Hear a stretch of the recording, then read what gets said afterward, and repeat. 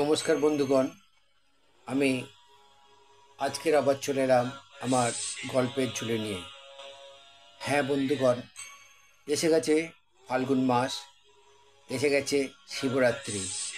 আর এই শিবরাত্রি উপলক্ষে আমার আজকের বিশেষ নিবেদন মহা শিবরাত্রি বা শিবরাত্রির ব্রত বা ফাল্গুন মাসের ব্রত। আমি আমার এই ভক্তিপূর্ণ অনুষ্ঠানে প্রবেশ করলাম। পুরাকালের কথা, একদিন কৈলাস পর্বতে খড়পার্বতী বসে বিশ্রাম করছিলেন। এমন সময় দেবী বললেন, প্রভু, ধর্ম, অর্থ, কাম ও মোক্ষ লাভের জন্য কি কাজ বা ব্রত পালন করলে আপনাকে সন্তুষ্ট করা যায়? মহাদেব বললেন, শোনো পার্বতী, ফাল্গুন মাসের কৃষ্ণপক্ষের চতুর্দশী তিথিতে অন্ধকার রাত্রিকে শিবরাত্রি বলে। সেদিন যে উপোস করে থাকে, আমি যথার্থই তার উপর প্রসন্ন হই। এই ব্রত আমার খুবই প্রীতিকর। এই ব্রতের গুণেই গণেশ সপ্তদ্বীপের অধীশ্বর রয়েছে। এখন এই তিথি বা এই তিথির মাহাত্ম্য বলছি, শোনো। এই বলে মহেশ্বর শিবরাত্রির ব্রতের কথা বলতে শুরু করলেন। পুণ্যতীর্থ কাশীনগরে এক ব্যাদ বাস করত। প্রাণী বধ করাই ছিল তার কাজ। একদিন সে তীর ধনুক নিয়ে শিকার করতে বেরোলো। একটা বনে গিয়ে সে অনেক রকমের পশু পক্ষী শিকার করলো। সে যখন শিকার জড়ো করে বাড়িতে ফিরবে, তখন দেখলো যে তার শিকারের মাংস খুব ভারী হয়ে উঠেছে। একলা সেগুলো নিয়ে যাওয়া খুবই কষ্টকর। তখন সে সেই বনের একটা গাছের তলায় সেগুলো রেখে একটু বিশ্রাম করতে লাগলো। খুব ক্লান্ত হয়ে থাকার দরুন কিছুক্ষণের মধ্যেই সে গভীরভাবে ঘুমিয়ে পড়ল। সূর্য ডুবে যাওয়ার অনেকক্ষণ পর তার ঘুম ভাঙল। তখন সে দেখল যে চারিদিক ভয়ানক অন্ধকার হয়ে গেছে। এখন সেখানে বসে থাকা আর সাপ কিংবা বাঘ ভাল্লুকের হাতে তার প্রাণ দেওয়া একই কথা। আর এই অন্ধকারে পথ চিনে কুটিরে ফেরাও এখন আর সম্ভব নয়। তখন সে খুঁজে খুঁজে সেই গাছটার উপরে মাংসের বোঝাটা নিয়ে উঠে পড়ল এবং মাংসের বোঝাটা গাছের লতাপাতা দিয়ে একটা ডালে বেঁধে রেখে কোনো রকম সেই গাছে বসেই এই রাত কাটাবে ঠিক করলো। একে সে খিদের জ্বালায় অস্থির, তার উপর শিশির পড়তে থাকায় শীতে তার কাঁপুনি ধরল। কাজেই সে জেগে বসে রইল সারা রাত। ঘটনাচক্রে সেটা ছিল একটি বেলগাছ, আর একটা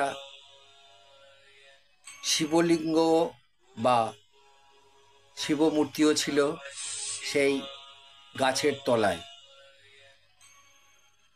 সেদিন ছিল শিবরাত্রি তিথি, আর ব্যাধও সারাদিন উপসী ছিল।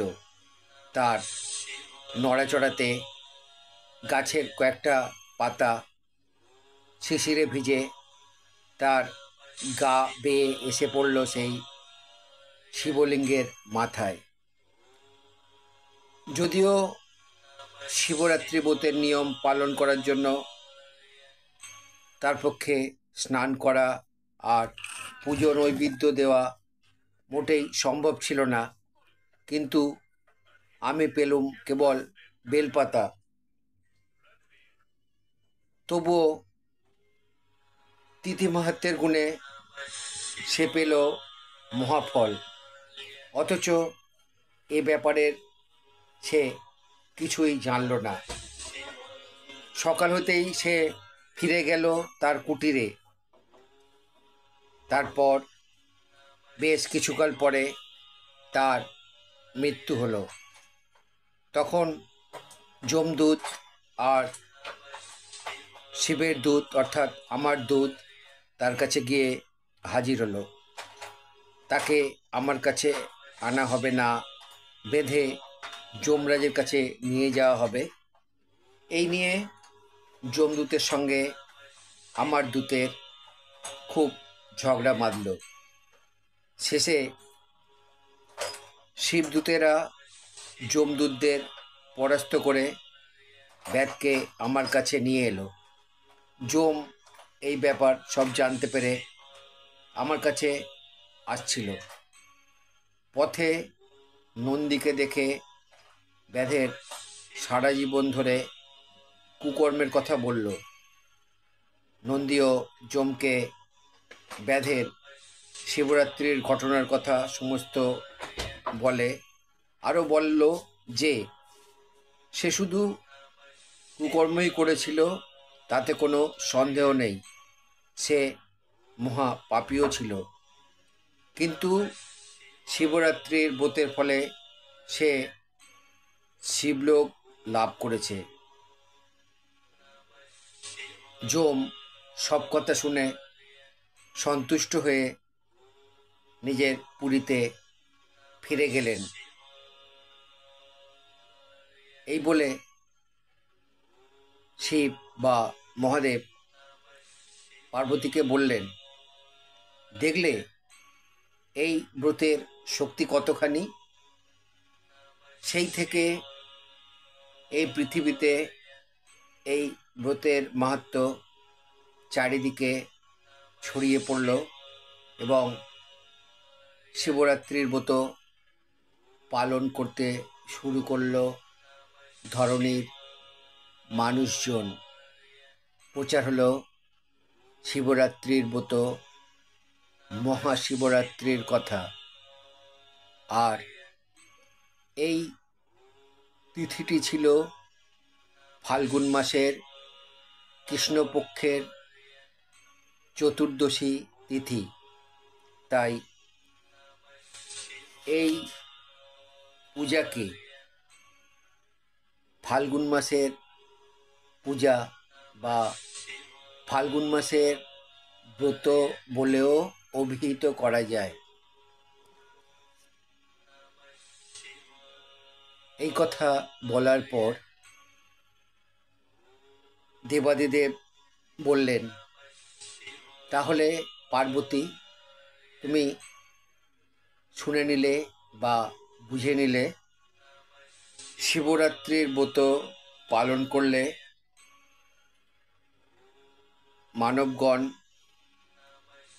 ধর্ম, অর্থ, কাম ও মোক্ষ এই 4 রকম ফল লাভ করে থাকে। ওম নমো শিবায়, ওম নমো শিবায়, ওম নমো শিবায়। হ্যাঁ বন্ধুগণ, এই ছিল আমার আজ শিবরাত্রির কথা। আমার এই শিবরাত্রির কথা বা গল্প আমার বন্ধুদের যদি ভালো লাগে, তাহলে আমার চ্যানেলে এসে লাইক, শেয়ার, কমেন্ট করবে। আমার চ্যানেলে নতুন বন্ধু হলে চ্যানেলটি সাবস্ক্রাইব করবে। এবং নতুন পুরানো সব বন্ধুর কাছেই আমার একান্ত অনুরোধ, আমার চ্যানেলের বেল আইকনটা অন করে রাখবে। তাহলে আমার পাঠানো সমস্ত প্রোগ্রাম খুব সহজেই তোমাদের কাছে পৌঁছে যাবে।